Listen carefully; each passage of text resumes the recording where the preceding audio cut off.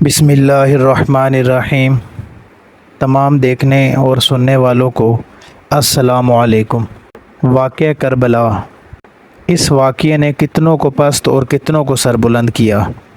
ابو جعفر رحمۃ اللہ علیہ نے فرمایا، یہ اس وقت کا واقعہ ہے جب مدینہ کا والی ولید بن عتبہ بن ابو سفیان، جو امیر معاویہ کا بھتیجا اور یزید کا چچا زاد بھائی تھا، اس نے امام حسین رضی اللہ تعالی عنہ کی طرف بیعت لینے کی غرض سے قاصد بھیجا۔ آپ رضی اللہ تعالی عنہ نے فرمایا، مجھے سوچنے کی مہلت دو اور جلدی نہ کرو۔ ولید نے ان کو مہلت دے دی۔ اسی اثنا میں آپ مکہ تشریف لے آئے۔ کوفہ والے ان کے پاس آئے اور بعض نے قاصدوں کے ہاتھ پیغامات بھیجے کہ ہم نے آپ کی خاطر اپنے آپ کو بیعت سے روک رکھا ہے، ہم یزید کے والی کے پیچھے جمعہ نہیں پڑھتے، آپ ہمارے پاس تشریف لے آئیے۔ کوفہ کے والی اس وقت نعمان بن بشیر انصاری تھے۔ امام حسین رضی اللہ تعالی عنہ نے اپنے چچا زاد بھائی مسلم بن عقیل بن ابی طالب سے فرمایا کہ تم کوفہ جاؤ اور حالات کا جائزہ لو، اگر ان کے بیانات سچے ہیں تو ہم کوفہ جائیں گے۔ مسلم روانہ ہوئے اور مدینہ پہنچے۔ وہاں سے 2 راہبر ساتھ لیے جو انہیں ریگستانی علاقہ سے لے گئے۔ راستے میں انہیں پیاس لگی اور راہبروں میں سے ایک پیاس کی وجہ سے جاں بحق ہو گیا۔ مسلم نے حضرت حسین رضی اللہ تعالی عنہ کو خط لکھا کہ مجھے اس خدمت سے سبق دوش کر دیا جائے، مگر امام حسین رضی اللہ تعالی عنہ نے انہیں جواب دیا کہ آپ کوفہ جائیے۔ مسلم کوفہ روانہ ہوئے اور وہاں پہنچ کر اہل کوفہ میں سے ایک شخص کے ہاں قیام کیا۔ کوفہ کے باشندگان جب ان کی آمد کی خبر ملی تو وہ ان کے پاس چوری چھپے آتے اور ان کے ہاتھ پر امام حسین رضی اللہ تعالی عنہ کے لیے بیعت کرتے، حتیٰ کہ کوفہ کے 12,000 باشندوں نے آپ کے ہاتھ پر بیعت کر لی۔ یزید کے ہوا خواہوں میں سے ایک شخص عبید اللہ بن مسلم نعمان بن بشیر کے پاس گیا اور کہا، یا تو سچ مچ کمزور ہے یا بن رہا ہے، ملک میں فساد پھیلا ہوا ہے۔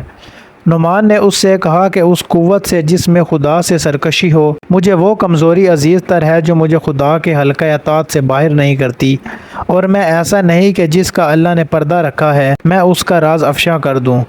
اس شخص نے نعمان کی یہ بات یزید کو لکھ بھیجی۔ یزید نے اپنے آزاد کردہ مسیحی غلام سرجون کو بلایا جس سے وہ مشورہ لیا کرتا تھا، اسے حالات سے آگاہ کیا۔ سرجون نے کہا کہ اگر معاویہ زندہ ہوتے تو کیا آپ ان کا مشورہ قبول کرتے؟ یزید نے کہا کہ ہاں۔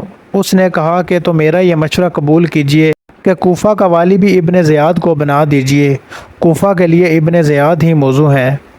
یزید ان دنوں ابن زیاد سے خفا تھا اور بصرہ کی گورنی سے بھی اسے معزول کرنے کا قصد کر رہا تھا، لیکن اس مسیحی مشورے کے بعد یزید نے ابن زیاد کو خط لکھا جس میں اس سے خوشنودی کا اظہار کیا اور اسے لکھا کہ ہم بصرہ کے ساتھ کوفہ کا بھی تجھے والی بناتے ہیں، مسلم بن عقیل کو تلاش کرو، اگر وہ مل جائے تو اسے قتل کر دو۔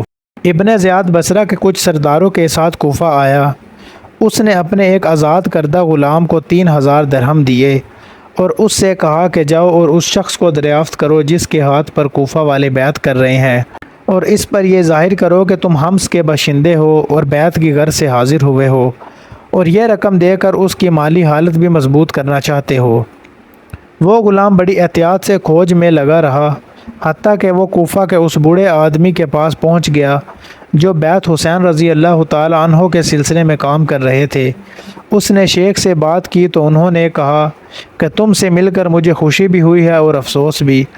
خوشی اس بات کی ہے کہ خدا نے تمہیں سیدھی راہ دکھائی ہے، مگر افسوس اس بات کا ہے کہ ہمارے کام کو ابھی تک استحکام میسر نہیں آیا۔ پھر شیخ اسے مسلم کے پاس لے گئے۔ مسلم نے رقم اس سے قبول کر لی اور اسے بیعت بھی کر لیا۔ وہاں سے وہ ابن زیاد کے پاس واپس آیا اور سارا ماجرا سنایا۔ جب ابن زیاد اس گھر تک پہنچا جہاں مسلم قیام فرما تھے، آپ ہانی بن عروہ مراوی کے مکان میں منتقل ہو چکے تھے اور امام حسین رضی اللہ تعالی عنہ کو پیغام بھیج چکے تھے کہ کوفہ کے 12,000 باشندے بیعت کر چکے ہیں، آپ تشریف لے آئیے۔ ابن زیاد نے سردار ان کوفہ سے کہا کہ کیا بات ہے کہ اور لوگوں کے ساتھ ہانی بن عروہ مجھے ملنے کے لیے نہیں آئے؟ اس پر محمد بن اشد اپنے قبیلے کے چند آدمیوں کے ہمراہ ہانی بن عروہ کے پاس گیا۔ وہ اس وقت اپنے گھر کے دروازے پر کھڑے تھے۔ ان لوگوں نے کہا کہ امیر آپ کا ذکر کر رہے تھے اور ملاقات میں تاخیر کی شکایت کر رہے تھے، آپ کو ان کے پاس جانا چاہیے۔ ان لوگوں کے اصرار پر ہانی بن عروہ سوار ہو کر ابن زیاد کی طرف روانہ ہوئے۔ وہ سب لوگ بھی آپ کے ساتھ ساتھ چلتے رہے حتیٰ کہ آپ ابن زیاد کے پاس پہنچ گئے۔ قاضی شریح بھی اس وقت ابن زیاد کے پاس موجود تھا۔ ابن زیاد کی نظر جو ہانی پر پڑی تو اس نے شریح سے کہا، اس احمق کو اس کی قضا ہمارے پاس کھینچ لائی ہے۔ ہانی نے سلام کیا۔ ابن زیاد بولا، ہانی مسلم کہاں ہے؟ انہوں نے کہا کہ مجھے کچھ خبر نہیں۔ ابن زیاد نے کہا کہ غلام کو حاضر کرو۔ غلام کو دیکھ کر ہانی کو خاموش ہونا پڑا۔ نے کہا، آپ نے ابن زیاد سے کہا میں نے انہیں اپنے گھر نہیں بلایا تھا بلکہ وہ خود تشریف لائے اور اپنا آپ میرے حوالے کر دیا۔ ابن زیاد نے کہا کہ اسے میرے پاس حاضر کرو۔ ہانی کہنے لگے، خدا کی قسم اگر وہ میرے پاؤں کے نیچے بھی ہوتے تو میں ان پر سے قدم نہ اٹھاتا۔ ابن زیاد نے حکم دیا کہ ہانی کو میرے قریب کرو۔ لوگ ہانی بن عروہ کو قریب لے گئے تو ابن زیاد نے ان کے ابرو پر چھڑی ماری۔ ان کا ابرو زخمی ہو گیا۔ آپ پہرہ دار کی تلوار کی طرف جھپٹے کہ اسے میان سے نکال لیں مگر انہیں پیچھے ہٹا دیا گیا۔ ابن زیاد بولا، اب خدا نے تیرا خون حلال کر دیا۔ حکم دیا کہ انہیں محل کے فلاں حصے میں قید کر دیا جائے۔ رسول اللہ صلی اللہ علیہ وسلم نے فرمایا تھا، خون مسلم حلال ہونے کی صرف 3 صورتیں ہیں، قصاص، زنا یا ارتداد۔ دور یزید میں یہ چوتھا طریقہ ایجاد ہوا کہ پہلے اشتعال دلاؤ، مارو، پھر جب مظلوم اپنی مدافعت میں ہاتھ اٹھائے تو اس کا خون حلال ٹھہرا کر قتل کر دو۔ عصر حاضر کی امریکی سیاست کا انداز بھی یہی ہے۔ جو ہی یہ خبر قبیلہ مزہج کو ملی، محل کے دروازے پر ایک ہنگامہ مچ گیا۔ ابن زیاد نے شور سنا تو پوچھا، یہ کیا ہو رہا ہے؟ لوگوں نے بتایا کہ یہ قبیلہ مزہج کے لوگ ہیں جو ہانی کی گرفتاری پر احتجاج کر رہے ہیں۔ ابن زیاد نے قاضی شریح سے کہا کہ تم ان لوگوں کے پاس جاؤ اور انہیں بتاؤ کہ میں نے محض تحقیقات کی غرض سے انہیں روک رکھا ہے اور ایک غلام کو قاضی پر جاسوس مقرر کر دیا۔ شریح ہانی بن عروہ کے قریب سے گزرا تو ہانی نے اسے کہا، شریح خدا سے ڈرو، یہ مجھے قتل کرنے کے در پہ ہے۔ قاضی شریح باہر نکلا، محل کے دروازے پر کھڑا ہوا اور لوگوں سے کہا کہ ہانی بن عروہ کو کوئی خطرہ نہیں، امیر نے محض تحقیقات کی خاطر انہیں روک لیا ہے۔ یہ سن کر لوگ منتشر ہو گئے۔ مسلم بن عقیل کو خبر ملی تو انہوں نے نعرہ خاص بلند کیا۔ کوفہ کے 4000 باشندے ان کے گرد اکٹھے ہو گئے۔ مسلم نے ہراول سے دستے تیار کیے، پھر میمنہ اور میسرہ کو ترتیب دی، خود لشکر کے قلب کی قیادت کرتے ہوئے ابن زیاد کی طرف روانہ ہوئے۔ ابن زیاد نے کوفہ کے سرداروں کو شاہی محل میں اکٹھا کر لیا۔ جب مسلم شاہی محل کے دروازے پر پہنچے تو سرداران کوفہ نے اوپر سے جھانکا اور اپنے اپنے قرابت داروں کو سمجھانے بجھانے اور انہیں لوٹ جانے کی تلقین کرنے لگے۔ مسلم کے ساتھی ایک ایک کر کے سرکنے لگے حتیٰ کہ شام کے وقت صرف 500 آدمی رہ گئے اور جب رات کا اندھیرا چھایا تو وہ بھی نکل گئے۔ مسلم نے دیکھا کہ وہ تنہا رہ گئے ہیں تو وہ بھی وہاں سے چل پڑے اور گلیوں میں ادھر ادھر پھرتے رہے حتیٰ کہ ایک گھر کے دروازے پر اترے۔ ایک عورت باہر آئی، مسلم نے کہا کہ مجھے پانی پلاؤ۔ وہ پانی پلا کر چلی گئی۔ کچھ دیر کے بعد وہ باہر آئی تو کیا دیکھتی ہے کہ وہ دروازے پر ہی بیٹھے ہیں۔ عورت نے کہا کہ اللہ کے بندے، آپ کے یہاں بیٹھنے سے شک ہوتا ہے، آپ یہاں سے اٹھ جائیے۔ انہوں نے کہا کہ میں مسلم بن عقیل ہوں، تیرے ہاں کوئی ٹھکانہ ہے؟ اس نے کہا کہ ہاں، آپ اندر تشریف لے آئیے۔ اس عورت کا لڑکا محمد بن اشد کا آزاد کردہ غلام تھا۔ اسے جو ان کی آمد کی خبر ہوئی تو اس نے ابن اشد کو اطلاع کر دی۔ ابن اشد نے ابن زیاد کو مطلع کیا۔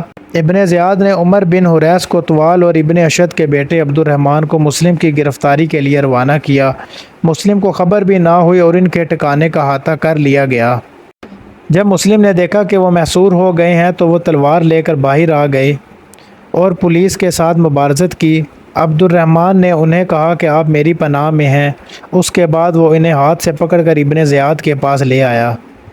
ابن زیاد نے حکم دیا کہ مسلم کو محل کے اوپر لے جا کر اس کی گردن اڑا دو اور اس کا لاشا بازار میں پھینک دو، اور ہانی بن عروہ کے بارے میں اس نے حکم دیا کہ اسے گھسیٹ کر کناسہ لے جایا جائے اور وہاں اسے سولی پر چڑھا دیا جائے۔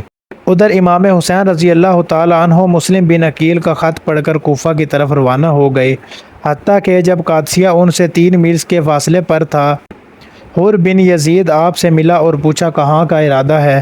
آپ نے فرمایا اس شہر کوفہ جانے کا ارادہ رکھتا ہوں۔ حر نے کہا کہ آپ لوٹ جائیے، کوفہ کے حالات آپ کے لیے سازگار نہیں ہیں، آپ نے واپسی کا ارادہ کر لیا۔ حضرت مسلم بن عقیل کے بھائی آپ کے ہمراہ تھے۔ انہوں نے کہا کہ واللہ ہم واپس نہیں جائیں گے، انتقام لیں گے یا ہم بھی قتل ہو جائیں گے۔ اس پر امام حسین رضی اللہ تعالیٰ عنہ نے فرمایا تمہارے بعد جی کر مجھے کیا لینا ہے۔ یہ کہہ کر وہ کوفہ کے سمت روانہ ہوئے۔ راستے میں ابن زیاد کے ہراول دستے نظر آئے تو وہ کربلا کی طرف مڑ گئے اور ایسی جگہ ڈیرے ڈالے جہاں ان کی پشت پر بانس کا جھنڈ اور جھاڑ جھنکار تھا تاکہ دشمن کا حملہ ایک ہی رخ سے ہو۔ آپ کے ساتھ اس وقت 45 سوار اور 100 پیادے تھے۔ عمر بن سعد بن ابی وقاص نے ابن زیاد سے حکومت کا وعدہ کر رکھا تھا، اب اس عہدے کی قیمت لینے کا وقت آیا تھا۔ ابن زیاد نے ابن سعد سے کہا کہ اس آدمی کا بندوبست کرو۔ عمر بن سعد نے کہا کہ اس خدمت سے مجھے معاف رکھیے۔ ابن زیاد نے اس کی معذرت قبول نہ کی۔ عمر بن سعد نے درخواست کی اچھا مجھے 1 رات کی مہلت دے دو۔ ابن زیاد یہ بات مان گیا۔ عمر بن سعد رات بھر اس معاملے میں سوچتا رہا کہ ایک طرف حکومت ہے اور دوسری طرف شکاوت آلود معصیت۔ بالآخر صبح ابن زیاد کے پاس جا کر اپنی آمادگی کا اظہار کر دیا۔ ابن سعد امام حسین رضی اللہ تعالیٰ عنہ کی طرف روانہ ہوا۔ وہاں پہنچا تو آپ نے اس سے کہا کہ دیکھو ان 3 باتوں میں سے کوئی ایک بات مان جاؤ، مجھے چھوڑ دو کہ جہاں سے آیا ہوں وہیں واپس چلا جاؤں، یا مجھے یزید کے پاس جانے دو، یا مجھے چھوڑ دو کہ میں کسی سرحد پر چلا جاؤں۔ عمر ابن سعد نے یہ تجویز قبول کر لی۔ ابن زیاد نے لکھا نہیں کوئی عزت نہیں یہاں تک کہ وہ میرے ہاتھ پر بیعت کر لے۔ امام حسین رضی اللہ تعالیٰ عنہ نے فرمایا نہیں یہ ہرگز نہیں ہوگا۔ اس پر ابن سعد نے امام حسین رضی اللہ تعالیٰ عنہ کے ساتھ جنگ چھیڑ دی۔ امام حسین رضی اللہ تعالیٰ عنہ کے تمام ساتھی شہید ہو گئے اور ان میں سے 10 سے اوپر ان کے گھرانے کے نوجوان بھی تھے۔ ایک تیر آیا اور ان کے اس بیٹے کو لگا جسے وہ آغوش میں لیے ہوئے تھے۔ آپ رضی اللہ تعالیٰ عنہ اس کا خون پونچھتے جاتے اور فریاد کرتے جاتے کہ اے اللہ ہمارے اور ان کے درمیان تو ہی فیصلہ کر، جنہوں نے ہمیں یہ کہہ کر بلایا کہ ہم تمہاری مدد کریں گے اور اب وہی ہمارے قتل کے در پہ ہیں۔ پھر ایک یمنی چادر منگوائی، اسے پھاڑ کر اپنے بدن پر لپیٹا اور ہاتھ میں تلوار لے کر میدان جنگ میں اترے۔ وہ برابر مبارز کرتے رہے حتیٰ کہ شہید ہو گئے۔ خدا کی رحمتیں ہوں ان پر۔ انہیں جس شخص نے شہید کیا وہ قبیلہ مزہج کا ایک آدمی تھا۔ آپ رضی اللہ تعالیٰ عنہ کا سر کاٹ کر وہ ابن زیاد کے پاس لے گیا اور یہ اشعار پڑھے، میرے اونٹ پر چاندی اور سونا لاد دو، اس لیے کہ میں نے ایسے بادشاہ کو قتل کیا جس تک رسائی مشکل تھی، میں نے ایسے انسان کو مارا جس کے ماں باپ ساری مخلوق سے افضل تھے اور حسب نسب کے اعتبار سے جو سب سے برتر تھا۔ ابن یزید نے اسے یزید بن معاویہ کے پاس بھیج دیا۔ امام حسین رضی اللہ تعالیٰ عنہ کا سر اس کے ساتھ تھا۔ اس نے آپ کا سر یزید کے سامنے رکھ دیا۔ ابو حرزہ السلمہ اس وقت یزید کے پاس تھے۔ یزید آپ کے دہان مبارک کو چھڑی سے ٹھکا دیتا تھا اور کہتا تھا کہ تلواریں ان لوگوں کی کھوپڑیاں چٹک دیتی ہیں جو ہم پر گراں گزرتے ہیں، اور وہ بڑے ہی سرکش اور ظالم تھے۔ ابو برزہ نے کہا کہ چھڑی دہان مبارک سے اٹھاؤ، خدا کی قسم میں نے بارہا دیکھا ہے کہ رسول اللہ صلی اللہ علیہ وآلہ وسلم نے اپنا دہان مبارک اس دہان پر رکھا اور اسے چوما ہے۔ اللہ تعالی ہم سب کو دین اسلام کو سمجھنے کی اور اس پر عمل کرنے کی توفیق عطا فرمائے، آمین۔ ویڈیو اچھی لگی ہو تو چینل کو سبسکرائب کر دیں، شکریہ۔